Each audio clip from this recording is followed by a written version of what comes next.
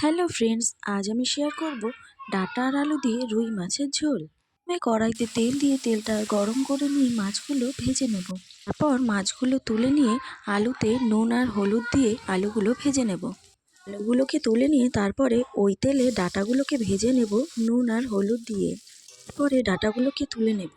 পরে ধনে, জিরে, লঙ্কা, আদা একসাথে পেস্ট করে নেব। কড়াইতে কালো জিরে ফোড়ন দিয়ে পরে মশলাটা দিয়ে দেবো। তারপরে হলুদ গুঁড়ো, লঙ্কার গুঁড়ো আর নুন দিয়ে মশলাটাকে কষিয়ে নেব।